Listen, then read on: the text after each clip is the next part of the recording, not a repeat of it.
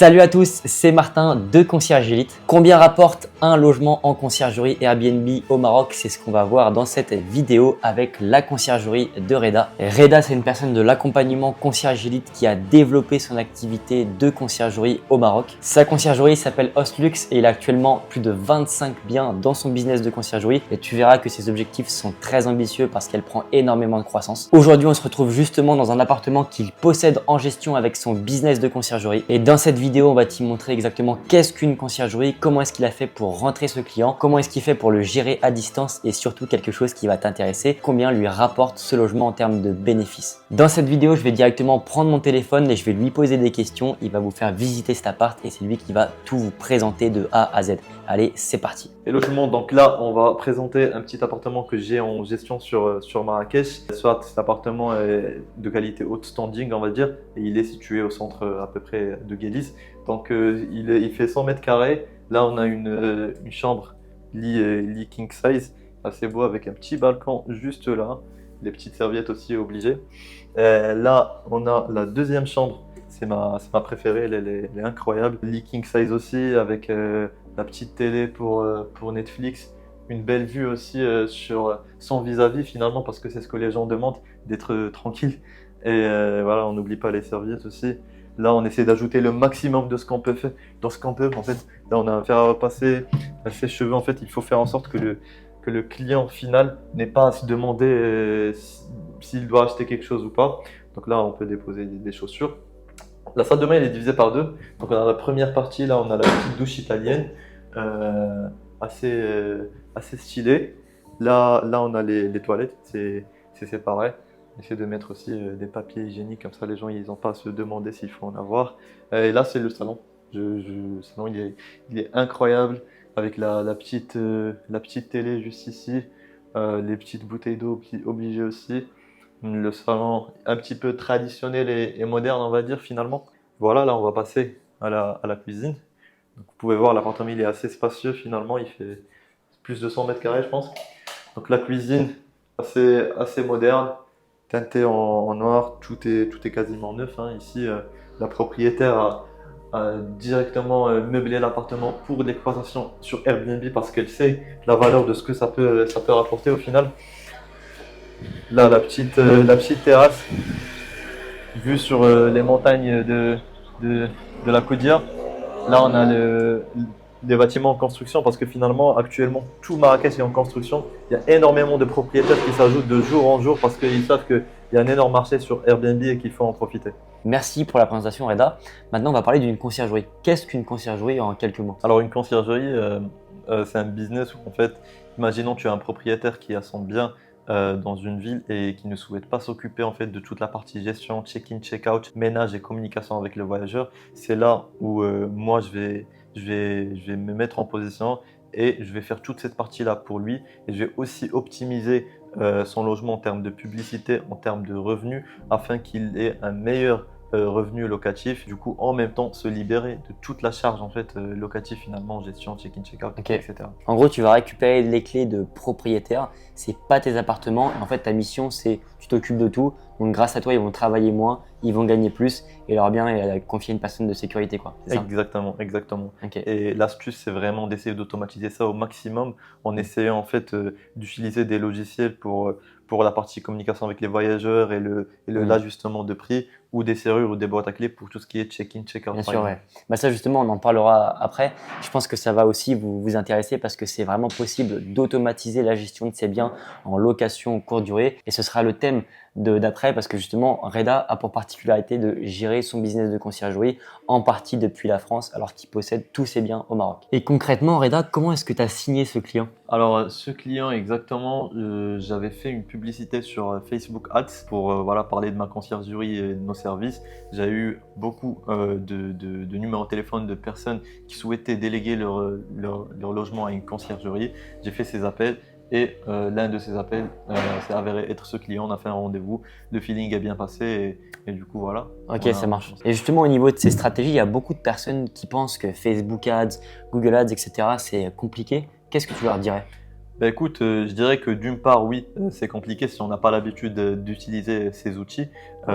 Mais après, voilà, en fait, Tu as simplement à faire une vidéo ou une photo en présentant tes services, à la publier sur Facebook et voilà, à ajouter un petit budget sur Facebook pour alimenter et faire de la publicité derrière. Le coût par lead ici au Maroc, par exemple, il n'est pas énormément cher. Par exemple, pour 10 € sur Facebook, tu peux avoir pas mal de propriétaires, pas mal de numéros de téléphone à appeler. Mais c'est vrai que voilà, ça ne va pas être très facile, intuitif pour tout le monde finalement. Ouais, bien sûr. En fait, on peut générer des prospects qui sont potentiellement intéressés entre guillemets pour pas cher, mais pour autant c'est pas ce qu'il y a de plus simple d'aller paramétrer des campagnes et en même temps il faut aussi aller convertir les propriétaires parce que c'est pas parce qu'on a le numéro de téléphone qu'on va signer les clés. Exactement. Et donc là il faut aussi des compétences en prospection et c'est ça qui est très intéressant avec le business de conciergerie, c'est que vous allez signer des contrats de prestation de services sur en général minimum 6 mois, ça peut être parfois 1 an et demi, 2 ans et forcément, ça va rapporter des revenus qui vont être récurrents. On en parlera justement après de combien est-ce que rapporte un bien comme celui-ci. Des revenus aussi qui vont être élevés par client. Et pour autant, le coût d'acquisition, donc le montant qu'on va dépenser pour signer un nouveau client est très faible. Donc c'est un business aujourd'hui qui est très rentable parce qu'il y a énormément de demandes. Exactement. On peut se permettre par exemple d'avoir un coût d'acquisition, même si un client, même si tu dépenses par exemple 100 € ou 200 € pour apporter un client, finalement, il faut se dire qu'en un mois, les 200 € sont rentabilisés. C'est clair. Donc, il faut quand même y aller, quoi. Bien sûr. Donc là, avant de passer à la partie qui intéresse la plupart des personnes, c'est-à-dire les revenus, on va rentrer dans le concret, on va apporter beaucoup de valeur sur comment est-ce qu'on fait pour gérer un bien quand on est à distance. Pour ceux qui ne savent pas, la conciergerie, c'est un panel de services. On va avoir entrée-sortie, ménage, linge, la communication, tout ce qui est maintenance, stratégie de prix, stratégie de calendrier, création de l'annonce, référencement de l'annonce, etc. On va prendre point par point pour que tu nous expliques exactement comment est-ce que toi tu fais. On va commencer par les entrées et sorties. Est-ce que tu peux nous en parler? Alors pour les entrées et sorties, en fait, on a une boîte à clés qui est installée juste devant la porte du logement. Les gens, ils ont juste à mettre un code et ils ont les clés directement. Ils peuvent accéder au logement. Ok, très clair. Et du coup, pour la partie ménage et linge, ça se passe comment? La partie ménage et linge, on a une agence de ménage avec laquelle on travaille. En fait, c'est les voyageurs finalement qui vont payer le ménage sur Airbnb. Ils vont payer par exemple entre 15 à 25 €.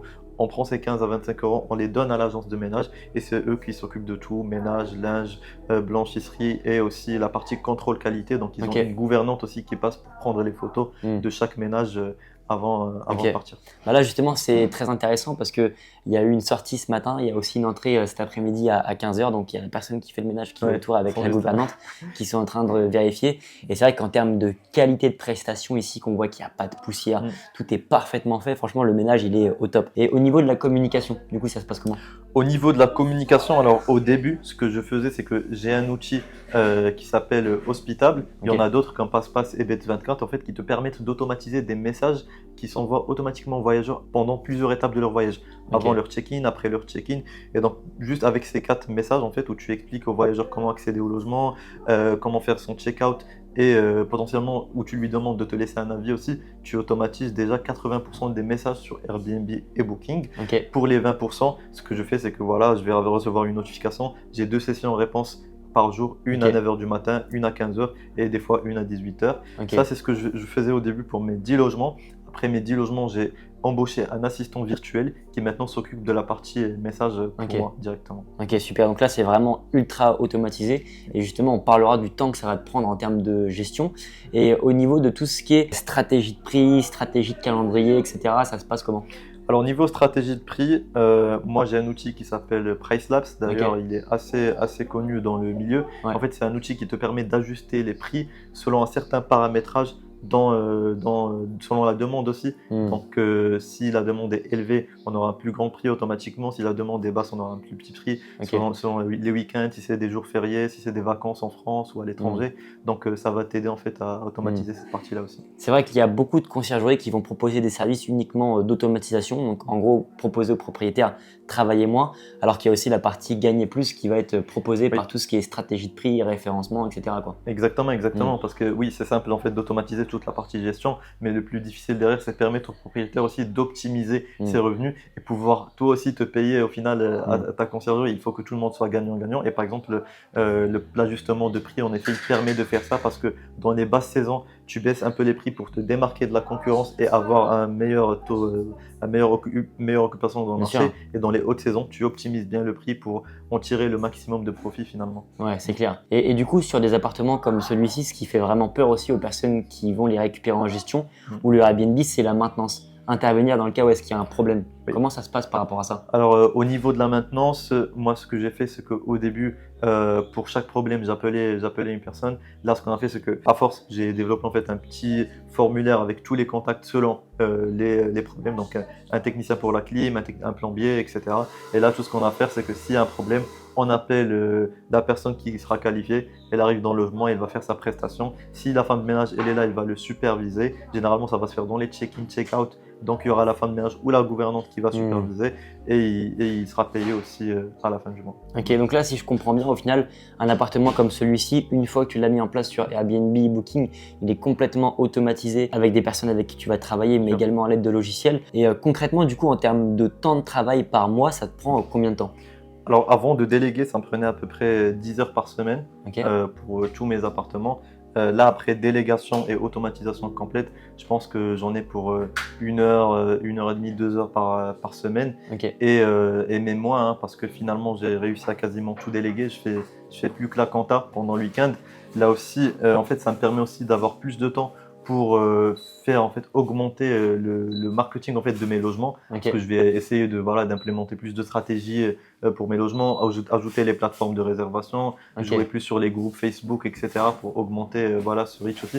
Donc finalement, en fait, le temps gagné, il peut être utilisé pour Bien sûr. faire plus. Ouais, Ok, ouais, donc si je comprends bien, en fait, le temps que tu vas gagner sur cet appartement, ça va vraiment être mis à profit pour faire en sorte de mettre des actions dans tout ce qui va t'apporter de la valeur ajoutée. Exactement. Donc, générer plus d'argent avec cet appartement en optimisant les stratégies de prix, plus le calendrier et aussi en regardant un petit peu la comptabilité pour voir ce que tu as encaissé à la fin du mois. Ah oui, exactement. Et là, par exemple, on est en haute saison, donc on approche mai. La plupart des logements, ils sont quasiment occupés. Ouais. Donc à ce moment-là, il y a quasiment peu de choses à faire finalement dans la semaine, vu que tout est délégué. On va maintenant parler d'un sujet qui risque de vous intéresser, c'est-à-dire combien est-ce que génère ce logement pour Reda dans sa conciergerie.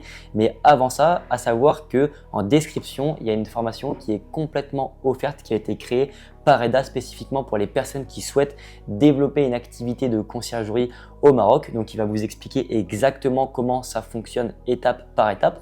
Et dans le cas où est-ce que vous souhaitez aller plus loin, il pourra vous réaliser une étude de marché 100% offerte également. Il va vous partager exactement ce que peut générer une conciergerie sur votre secteur et aussi comment est-ce qu'il peut vous accompagner à développer votre activité et surtout un point très important que personne ne propose aujourd'hui, comment il peut vous apporter vos 3 premiers clients clé en main. Et donc là, du coup, en l'état, un logement comme celui-ci, en termes de marge en moyenne par mois, ça te rapporte combien? En termes de marge, un logement comme ça va me rapporter à peu près entre 280 € à 300 € en moyenne. Ok, Puis si on est sur les hautes saisons, là, ça peut monter à 350, ok. 380 €. Oui. Ok, ouais, donc c'est ultra intéressant parce qu'au final, tu arrives à récupérer un appartement qui est même pas le tien, donc Ouais. tu n'as pas investi. C'est un appartement où tu vas réussir à automatiser, déléguer. Donc en termes de temps de gestion, ça va te prendre 1 heure, 2 heures, 3 heures par mois grand maximum et tu vas pouvoir générer entre 280, 320 € par mois en termes de marge. Donc tu vois, il est quand même plutôt intéressant, quoi. Exactement, exactement. Sachant que moi je délègue et j'investis beaucoup en plus. Donc en soi, si on fait vraiment des économies sur plusieurs aspects, on peut même avoir plus finalement. Ok, ouais. Ouais, donc c'est ultra bien, sachant que c'est un modèle qui est scalable parce que tous les process d'automatisation, tu pourras les mettre sur d'autres appartements et c'est comme ça que tu vas récupérer d'autres biens en gestion qui vont te permettre de pouvoir générer aussi plus d'argent.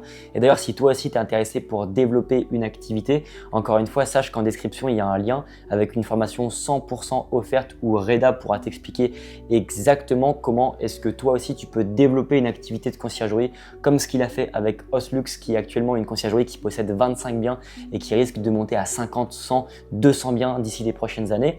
Et tu pourras encore une fois prendre un appel, que ce soit avec Reda ou avec un membre de son équipe, où il pourra te faire une étude de marché 100% offerte pour t'expliquer exactement ce que peut générer une conciergerie sur ton secteur et comment est-ce qu'il peut t'apporter tes 3 premiers biens clés en main dans les 3 prochains mois. C'était Reda et Martin de Concierge Elite. On se dit à la prochaine. Ciao. Ciao.